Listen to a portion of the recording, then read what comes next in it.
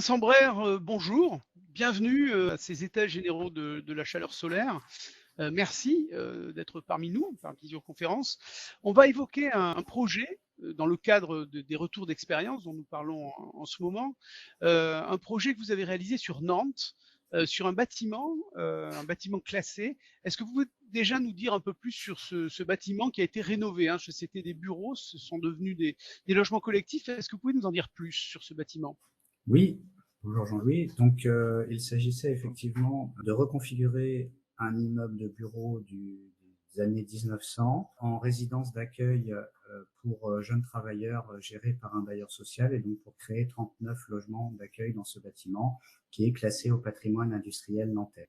Ce qui veut dire qu'il y a de fortes contraintes architecturales, hein, on est d'accord.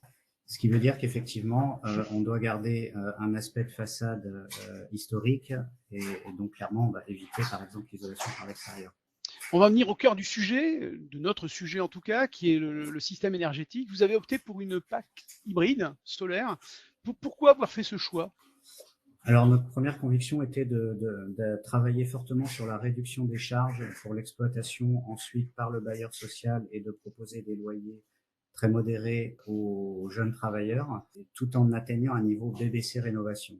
Donc, on voulait rester sur une énergie toute électrique, donc un niveau d'isolation suffisant pour rester en chauffage électrique, et ensuite un complément de l'eau chaude sanitaire. Assez naturellement, finalement, nous sommes arrivés à la pompe à chaleur thermo-solaire. En plus de ça, on voulait apporter un complément de production d'électricité photovoltaïque en autoconsommation, là encore pour le côté vertueux de la réduction des charges, et tant qu'à faire également alimenter une partie de la pompe à chaleur avec cet appoint électrique et la production photovoltaïque. D'où l'idée assez rapidement de chercher des solutions avec des panneaux hybrides, c'est-à-dire puisqu'on est par définition sur ce bâtiment existant un peu limité en surface de toiture, ça nous convenait parfaitement d'avoir des panneaux double usage qui puissent assurer le solaire pour la pompe à chaleur et l'électricité photovoltaïque pour les différents usages électriques du bâtiment.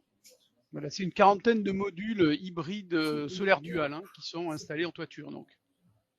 Oui, c'est ça. Bien ça. Des panneaux Dual Sun pour la moitié des panneaux, donc qui fonctionnent avec la solution Heliopac System Plus. Ensuite, on a rajouté une bande de panneaux solaires photovoltaïques plus classiques, on va dire, pour une production d'électricité directe. Alors, on est dans le retour d'expérience. Résultat, comment tout cela fonctionne? Est-ce que les résultats sont probants? Alors, on a eu la chance d'avoir une mission de 2 ans de suivi de ces consommations. Justement, sujet, je pense, important pour assurer dès le départ le bon fonctionnement de l'installation. Ça nous a permis de gérer pas mal de bugs ou de petits défauts de fonctionnement sur les 6 premiers mois, et ensuite d'être dans l'optimisation. Donc avec le fabricant Heliopac, justement, pour voir si les rendements étaient à la hauteur et comment pouvait fonctionner l'appoint de production photovoltaïque dans les ballons. Donc on a pas mal regardé toutes ces données-là, et je peux vous dire que les résultats sont au rendez-vous. Après un peu plus de 2 ans d'exploitation, les coefficients de performance de la machine de l'Heliopac System Plus sont tout à fait cohérents avec ce qu'on avait envisagé, c'est-à-dire autour de 3,5 pour le COP de rendement. Avec de belles économies donc pour l'exploitant. Oui, en tout cas une maîtrise des charges,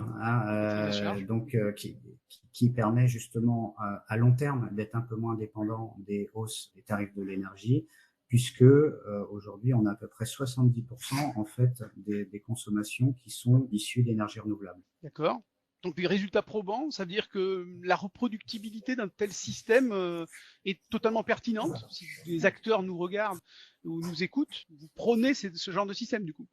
Oui, complètement. C'est pas la seule opération avec laquelle on a utilisé Heliopac. Et je pense que d'autant plus avec les panneaux hybrides type DualSun ou d'autres, c'est très pertinent d'avoir la double fonction, et d'optimiser les places en toiture en rapport à différents usages qu'on va trouver en toiture, ne serait-ce que habiter, donner du plaisir pour les habitants, de la végétalisation, de la technique qu'il faut intégrer. Donc tout ça réduit à un moment donné la place pour installer des panneaux solaires ou photovoltaïques. Donc un panneau qui fait les deux, c'est une belle opportunité. Bah, écoutez, merci beaucoup Vincent Brère pour ce témoignage fort probant. Merci beaucoup, et puis on vous souhaite plein de beaux projets à venir. Merci. Merci à vous.